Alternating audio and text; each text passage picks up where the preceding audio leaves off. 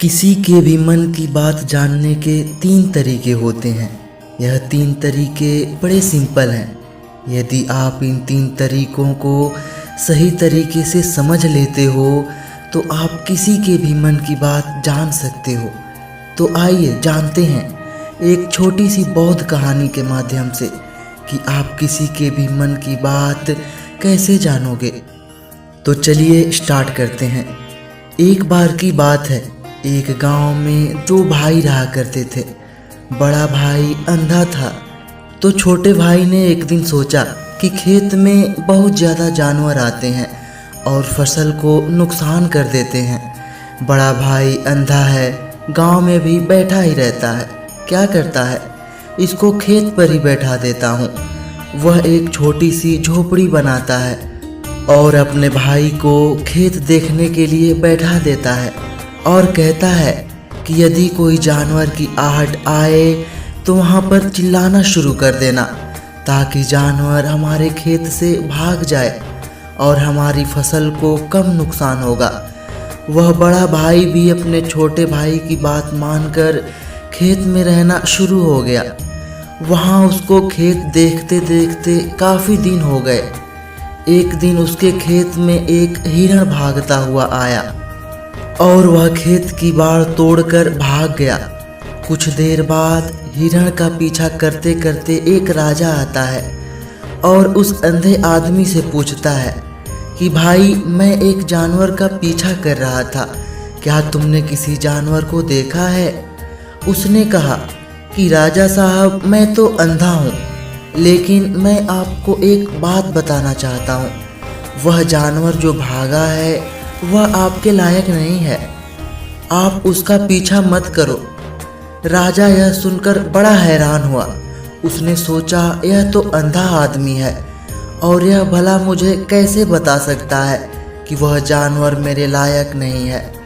राजा ने पूछा, क्यों भाई, क्या बात हुई?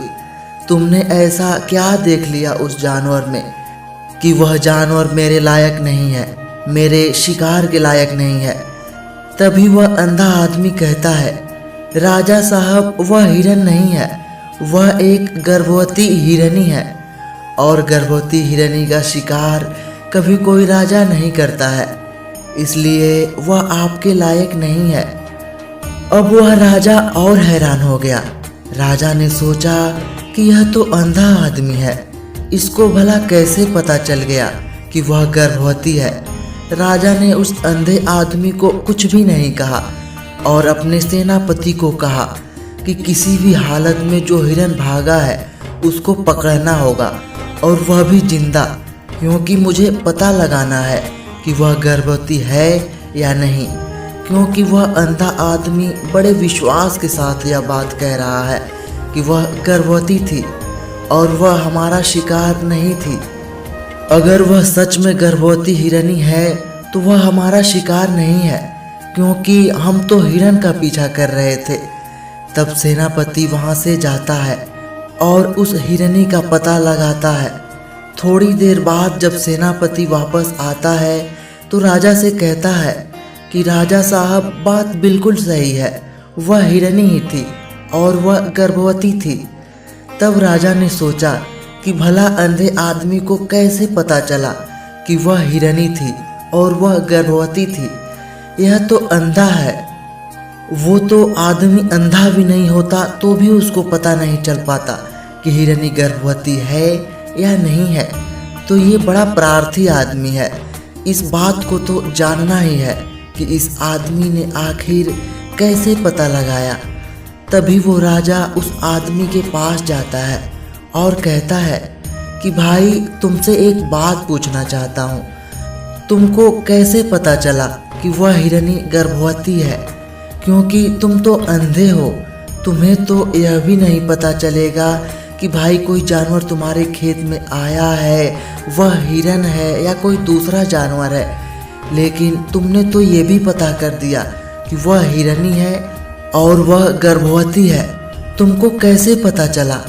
तभी वह अंधा आदमी कहता है, राजा साहब, जब आप उस हिरनी का पीछा कर रहे होते हैं तो वह भागती हुई मेरे खेत में आई और मेरे खेत की बाड़ ज़्यादा ऊंची नहीं है, बहुत छोटी है। यदि कोई जानवर होता तो उसको लांघ कर चला जाता, लेकिन यह जो हिरनी थी वह बाड़ को तोड़ कर भागी, क्योंकि यदि वह कूद कर जाती तो उसके बच्चे को या उसको नुकसान हो सकता था। और इसी बात पर मैंने पता लगा लिया कि वह गर्भवती थी, जिससे वह बाड़ तोड़कर वहां से निकल गई। तभी राजा को समझ में आया कि आदमी भले ही अंधा है, लेकिन है तो बड़ा ज्ञानी। इस आदमी से कुछ काम निकलवाना चाहिए। तभी वह राजा वहां से अपने नगर चला जाता है। 2-4 दिन निकलने के बाद वह अपने सेनापति को भेजता है और कहता है, उस अंधे आदमी को अपने राज्य में लेकर आओ। तभी सेनापति आता है और उस अंधे आदमी को राजा के राज्य में चलने के लिए कहता है। अंधे आदमी को पता था कि राजा जरूर कुछ न कुछ ऐसा वैसा काम देगा, मुझे राजा पक्का मुसीबत में डालेगा। लेकिन राजा साहब का ऑर्डर था, इसलिए उसको महल चलना ही था। वह अंधा आदमी और सेनापति दोनों राजा के महल चल दिए। वह महल गया तो महल जाते ही राजा साहब ने एक सवाल पूछा कि आप तो बड़े ज्ञानी हैं और बड़े प्रार्थी हैं, आपको किसी भी बात का पता लगाने में ज़्यादा टाइम नहीं लगता, तो तुम मुझे यह बताओ कि मेरी पत्नी पतिव्रता है या नहीं। तभी वह अंधा आदमी कहता है कि राजा साहब जाने दीजिए, इन बातों में कुछ भी नहीं रखा। आपकी शादी को इतने साल हो गए और अब आपको इस बात को क्या जानना। राजा ने कहा, नहीं, मुझे इस बात को जानना है और तुम मुझे बताओ, नहीं तो तुम्हें सजा मिलेगी। आदमी कहता है, राजा साहब ठीक है, लेकिन उसके लिए आपको एक काम करना होगा। आपकी पत्नी को मेरे साथ कमरे में अकेले छोड़ना होगा। तभी वह राजा इस बात पर हामी भर लेता है और अपनी पत्नी को और उस अंधे आदमी को एक कमरे में छोड़ देता है। कमरे में वह अंधा आदमी राजा की पत्नी को कहता है, आप मेरी इस उंगली को पकड़िए। फिर उसके बाद रानी बहुत गुस्सा हो जाती हैं और उस अंधे आदमी को पकड़ पकड़ कर पीटने लगती हैं, कभी हाथों से, कभी लातों से, तो कभी उल्टा पटक पटक कर उस अंधे आदमी को रानी ने खूब पीटा। उसके बाद वह अंधा आदमी जैसे तैसे वहां से उठकर राजा के पास भाग कर आया और कहा कि राजा साहब, आपकी पत्नी पतिव्रता नहीं है। इस बात पर राजा बहुत हैरान हुआ और राजा अपनी तलवार निकालता है और सीधा अपनी रानी के पास जाता है और कहता है, रानी, मैं तुमसे जो सवाल पूछ रहा हूँ उसका जवाब देना। यदि तुमने झूठ कहा तो मैं तुम्हारा सर अभी कलम कर दूंगा। और वो राजा पूछता है कि तुम मुझे बताओ कि तुम पतिव्रता हो या नहीं। तभी रानी कहती हैं कि राजा साहब, भले ही आप मुझे मार देना, लेकिन मैं पतिव्रता नहीं हूँ। अब राजा अपने मन ही मन गुस्सा और खुश दोनों हो रहा था। खुश इस बात से कि जो उस अंधे आदमी ने बताया वह सही निकला। अब राजा उस अंधे आदमी के पास आता है और आकर उससे पूछता है कि भाई, तुम्हें कैसे पता चला कि मेरी पत्नी पतिव्रता नहीं है। तभी वह अंधा आदमी कहता है, देखो राजा साहब, मैंने आपकी पत्नी को सिर्फ इतना कहा था कि आप मेरी एक उंगली पकड़ लीजिए, और इस बात पर आपकी पत्नी गुस्सा हो गई और मुझे लात घुस्से से पीटा। अब ज़रा आप सोचिए, मैंने तो सिर्फ उंगली पकड़ने के लिए कहा था, भला कोई औरत पराया मर्द को कैसे छू सकती है, जबकि रानी ने तो मुझे हर जगह छुआ। जब उन्होंने मुझे पीटा तो वह तो हाथ पैर सब कुछ मेरे ऊपर लगा दिया, तो वह भी तो छूना ही हुआ, क्योंकि पतिव्रता नारी कभी भी पराये मर्द को नहीं छू सकती। जब मैंने उंगली रानी से पकड़ने के लिए कहा तो आपकी पत्नी को मना कर देना था, लेकिन उन्होंने मुझे पीटना शुरू कर दिया और मेरे पूरे शरीर को छू दिया। अब आप ही बताइए कि वह नारी पतिव्रता कैसे हो सकती है।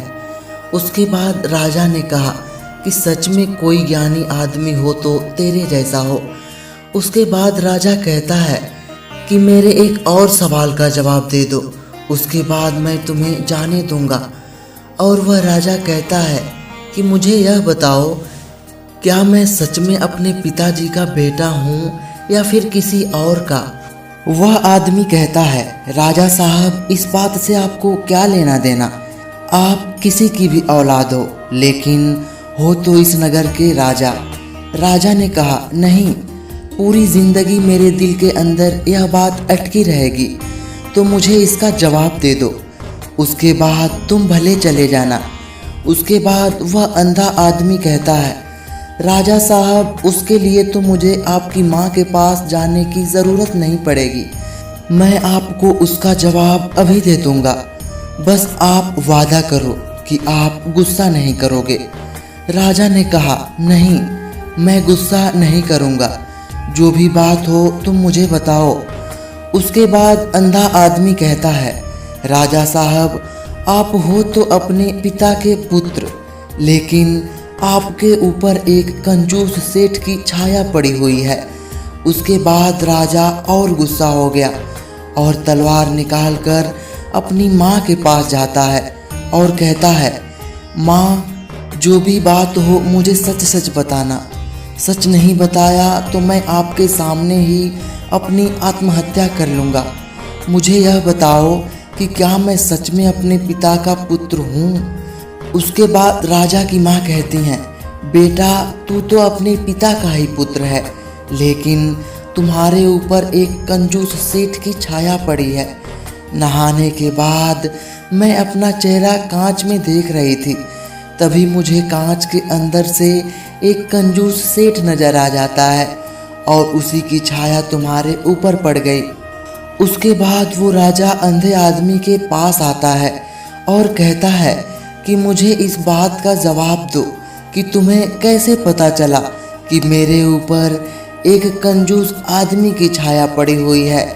तभी वह अंधा आदमी कहता है, राजा साहब, आपने मेरे से 2 सवालों के जवाब ले लिए और उन सब का जवाब मैंने आपको बढ़िया तरीके से दिया।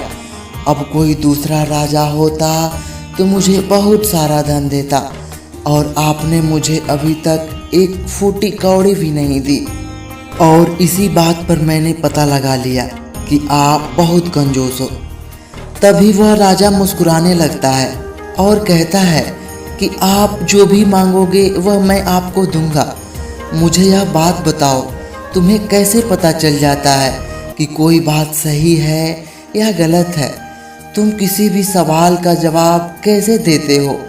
तभी वह अंधा आदमी कहता है, राजा साहब, मैं तो वैसे अंधा हूँ, यदि मेरी आँखें होती तो मैं किसी के भी मन की बात जान सकता हूँ। मन की भाषा होती है, लेकिन उसको देखने की कला होती है। जैसे सामने वाला अपनी बॉडी से, अपनी आँखों से, अपने होठों से ऐसी क्रियाएं करता है जिसके आधार पर हम किसी के भी मन की बात जान सकते हैं, लेकिन मैं यह सब नहीं देख सकता। इसलिए मुझे कोई बात जाननी हो तो अगले आदमी को कुछ काम देना पड़ता है, और वह आदमी कैसे काम करता है, किस तरीके से करता है, उसके आधार पर मैं उसका पता लगा लेता हूँ कि उस आदमी के मन में क्या चल रहा है। उसके बाद वह अंधा आदमी राजा साहब को कहता है कि राजा साहब, किसी भी आदमी के मन की बात जानने से पहले हमें अपने ऊपर काम करना होगा, और वह काम है अपने मन को शांत करना। अपने मन को वर्तमान में लाना पड़ता है। किसी के भी मन की बात जानने के 3 बड़े सिंपल तरीके होते हैं, लेकिन उससे पहले सबसे बड़ा जो काम है वह है हमारे मन को एकाग्र करना। हम अपने मन को एकाग्र करते हैं, फिर उसको वर्तमान में ले आते हैं, तो उसके बाद ही हम सामने वाले के मन की बात जान पाते हैं, क्योंकि अगला जो आदमी है वह अपने मन में वर्तमान में सोच रहा है, और हमें भी अपने मन को वर्तमान में लाना होगा, तभी हम उसके मन की बात जान पाते हैं। ऐसे में अगर हम अतीत में हुई घटनाओं के बारे में सोच रहे हैं और वह आदमी जो वर्तमान में सोच रहा है, वर्तमान में अपने मन में बात कर रहा है, तो हम उस व्यक्ति के मन की बात कैसे जानेंगे? तो किसी के भी मन की बात जानने से पहले हमें हमारे मन को एकाग्र करना होगा और वर्तमान में जाना होगा।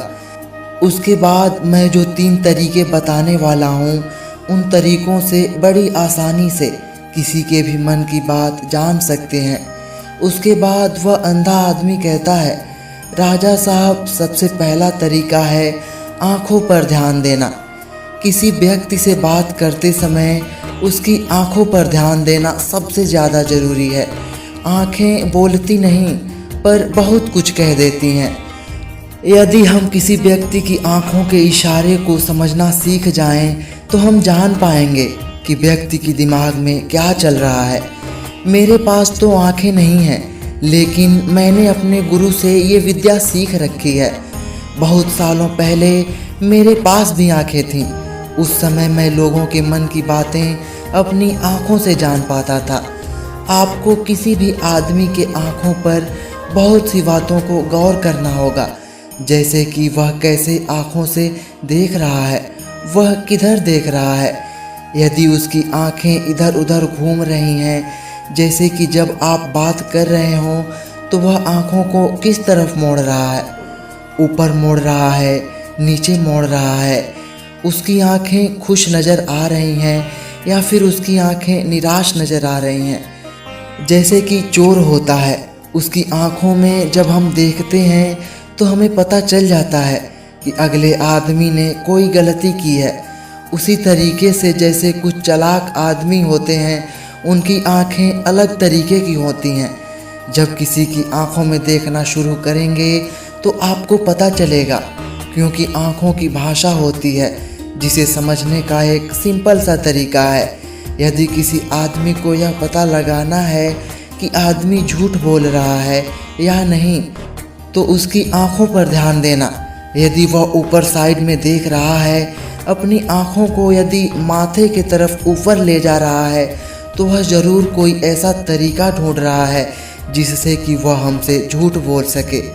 और एक तरीका और होता है, यदि सामने वाला आदमी झूठ बोल रहा है तो वह आपसे नज़रें नहीं मिलाएगा, वह इधर उधर देखकर बातें करेगा, क्योंकि उसे डर रहता है कि यदि मैं आँख मिलाकर बात करूँगा तो सामने वाले को मेरी झूठ का पता चल जाएगा। आँखों की और भी भाषाएं होती हैं। जब आप आँखों में देखना शुरू करेंगे तो आपको धीरे धीरे यह बातें समझ में आने लगेंगी। दूसरा तरीका, मन की बात को समझने के लिए चेहरे के हाव भाव को समझना बहुत ज़रूरी है। कभी कभी कोई व्यक्ति अपने चेहरे से, जैसे आँख, हाथ और पैरों से बहुत कुछ कह जाता है।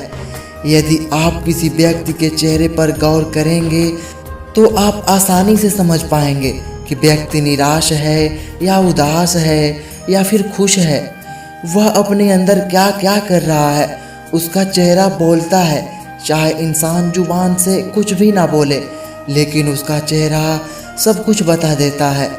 जैसे कि कहीं 10-15 आदमी खड़े हों और वहाँ पर पुलिस आ जाए, तो पुलिस को कैसे पता चल जाएगा कि चोर कौन है? क्योंकि जो चोर रहेगा उसका चेहरा उतर जाएगा और निराश हो जाएगा। वह इधर उधर देखना शुरू कर देगा, उसका गला सूखना शुरू हो जाएगा, वह साफ तरीके से बोल भी नहीं पाएगा। तो ऐसे कुछ तरीके होते हैं जिनको हमें समझना होता है। आपने कभी ध्यान दिया होगा, यदि कोई आदमी हमसे झूठ बोलता है तो उसका गला सूखना शुरू हो जाता है। वह बार बार अपने गले को गीला करता रहेगा, वह पानी पीने लगेगा। जो झूठ बोलता है उसके चेहरे पर बहुत सारे हाव भाव आ जाते हैं। तो इसी तरीके से हमें आदमी के चेहरे को पढ़ना होता है कि उसकी बॉडी क्या कर रही है, उसकी आँखें क्या कर रही हैं जब आप किसी से बात कर रहे हों। और तीसरा तरीका होता है हाथ के इशारे और बॉडी लैंग्वेज को समझना। मन की बात को समझने के लिए हाथों के इशारे और बॉडी लैंग्वेज को समझना बहुत ज़रूरी होता है। कोई व्यक्ति जब भी बात करता है तो अपने हाथों से इशारा करता है। हाथों के साथ साथ व्यक्ति अपने शरीर से भी इशारा करता है।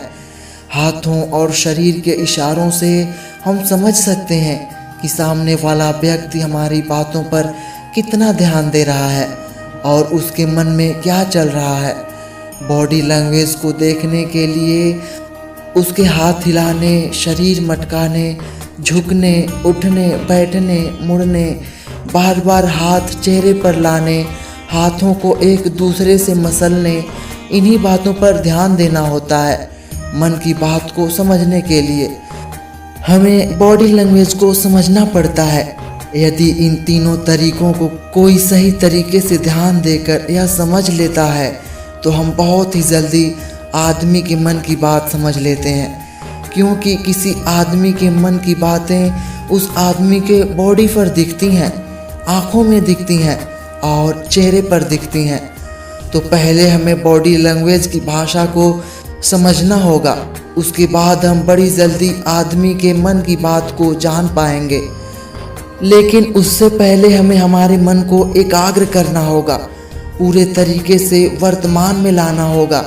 यदि कोई व्यक्ति वर्तमान में सोच रहा है और हम अपने किसी अतीत में हुई घटना के बारे में सोच रहे हैं तो हमारा दिमाग सामने वाले की बॉडी लैंग्वेज को नहीं समझ पाएगा। मन को एकाग्र करना होगा और वर्तमान में लाना होगा, तभी हम अगले आदमी की बॉडी लैंग्वेज को सही तरीके से समझ पाएंगे। बहुत से लोग जो दूसरे की मन की बात जान लेते हैं वह बस यही करते हैं, अपने मन को एकाग्र करते हैं, उसके बाद अगले आदमी की आँखें, चेहरे और उसकी बॉडी लैंग्वेज को समझते हैं। उसी से आदमी मन की बात बड़ी आसानी से समझ लेता है।